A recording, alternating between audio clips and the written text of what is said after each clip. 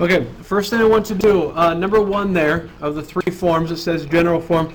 Let's change that. It is a general form, but in the future we're always going to refer to it as the standard form. So let's cross out general and write standard. Standard form is this: ax plus by equals c. What you should notice, the important things to notice there are that the x and the y are both on the left side. It's not solved for x or for y, they're both on the left side. Couple little details about standard form. The a, the b, and the c, they all have to be integers. Is the c a capital? They're all capitals. They're capital because we're showing that they're integers. So we won't have any fractions and no decimals. They all have to be integers. And also, a must be positive. The other ones don't need to be positive, but the first one, because the x term comes first, so the first one we want to be positive. Slope-intercept form, you should be familiar with that one already. That's the form we tend to use the most with lines, y equals mx plus b. We know that the m is the slope. We dealt with that in the last section. And the b is the y-intercept.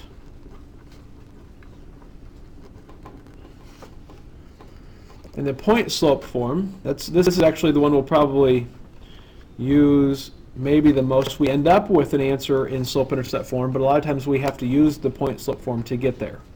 Y minus y sub 1 equals m times parentheses x minus x sub 1. Close the parentheses.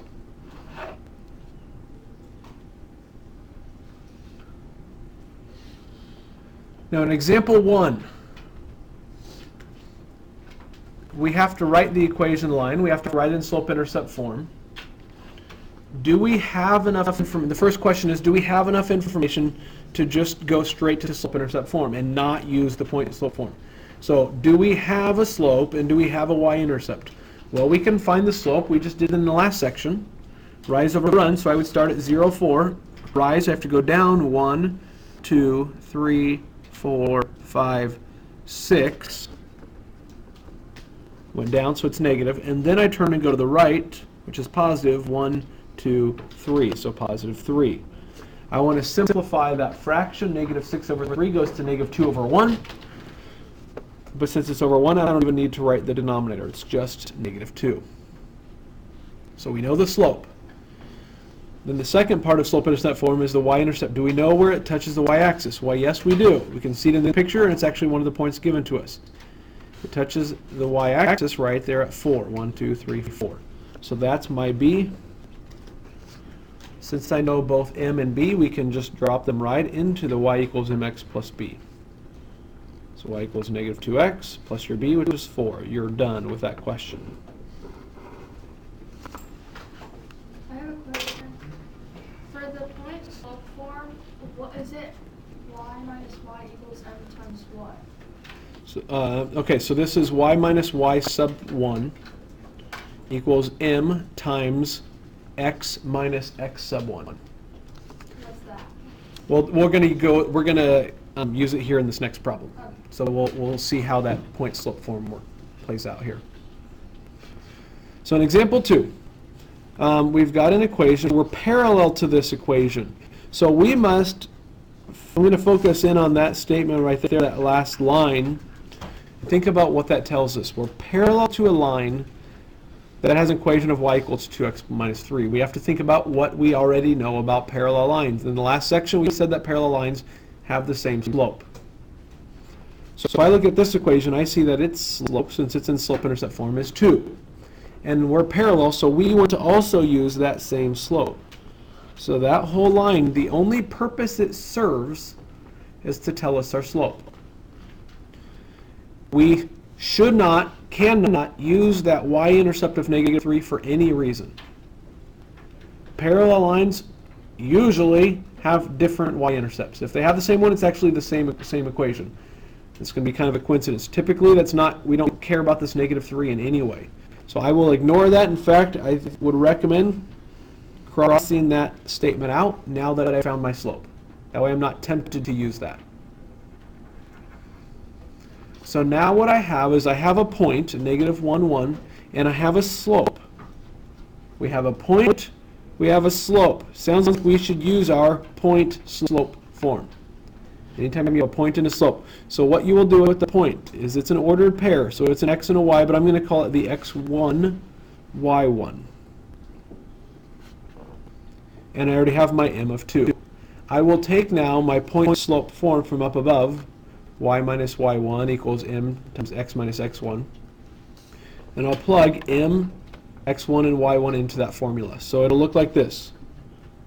Formula starts off with y, and then it has a minus. I have to include that minus there. That's part of the formula. Then we plug in y1. So y1 is 1. Equals, and then the formula says to use m, which is 2. Then it puts the set of parentheses, and it puts an x and minus, because that's part of the formula again. Now I plug in x1. x1 is a negative 1. Oh, look, we end up with a double negative in the parentheses. X minus a negative 1.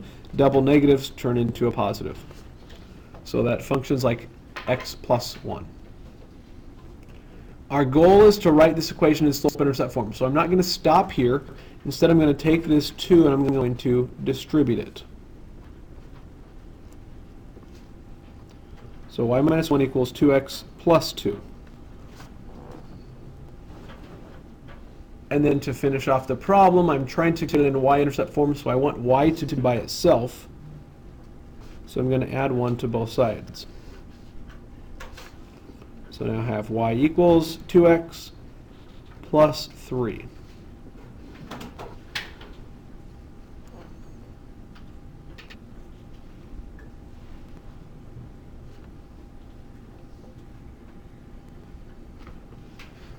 Now we move on to example 3, and it's very similar, except instead of parallel, it says perpendicular.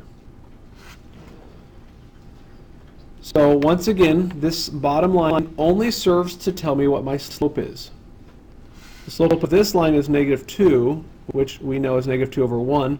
We want to be perpendicular. To be perpendicular, you change sign, so instead of negative, I want a positive, and you reciprocate. So instead of 2 over 1, I'm going to have 1 over 2. So a positive 1/2 is the slope. At this point, I can cross out that line. Do not use the y-intercept for any reason. Now I have a point, 2, 3. That's going to be my x1, y1, and I have a slope of 1/2. We'll use the point-slope form again. Y minus y1, which is 3, equals m times x minus x1, which is 2.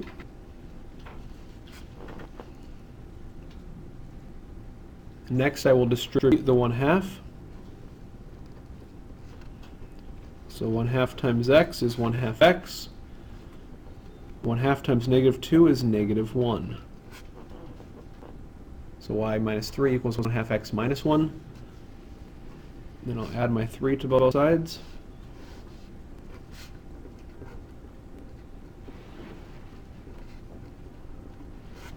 Giving me y equals 1/2 x plus 2.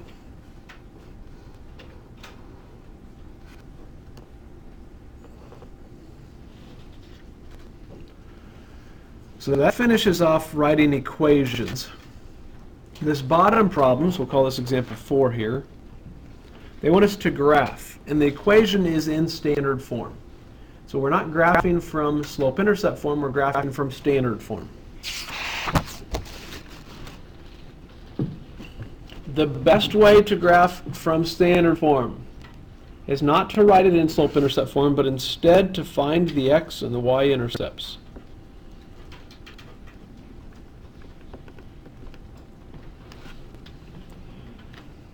What we need to remember to find an x and a y-intercept is that an x-intercept is a point that's on the x-axis.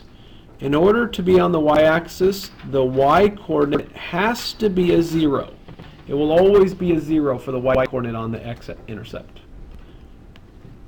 Conversely, for the y-intercept is on the y-axis. So its x-coordinate will be 0. You always have a 0 for the x. That's a rule that's always true for intercepts. X-intercept has 0 for y, y-intercept has 0 for x. They're opposites. What I need to do now is to find the actual intercepts. So if I want to find the x-intercept, you're going to let y equal 0. If you look at the equation and you plug a 0 in for y, instead of 4 times y, it's going to say 4 times 0, which is 0. We can just ignore that term. So ultimately, I'm really just going to have the 3x equals the 12. Because the 4y term becomes 0. Solve this equation. If 3x equals 12, divide by 3, we get x is 4. So 4 happens to be the x-intercept. Now to find your y-intercept, you're going to plug 0 in for x. So you plug it into the equation. That's the first term. The 3x is going to become 3 times 0, which is just 0. So really, since that's 0, I can just kind of ignore it. So what I'm left with now is that 4y equals 12. Solve that equation. You divide by 4, and you get 3. Now it is coincidence that the x-intercept was 4 and the y-intercept was 3, and that the 3 and the 4 were already in the problem. That is coincidence. That will not always be the case. You can't just look at the 3 and 4 and assume those are your x-intercepts. You have to do this work. Now, we're ready to graph. Plot those 2 points. An x-intercept of 4 is 0. Go to your x-axis to 4, put a point. You have a y-intercept of 0, 3. Go to your y-axis to 3, put a point. And then we just connect those 2 points. We've got our line. The more practice you do on this, the faster you'll be at it. So that's how you would graph a line, graph an equation that's in standard form.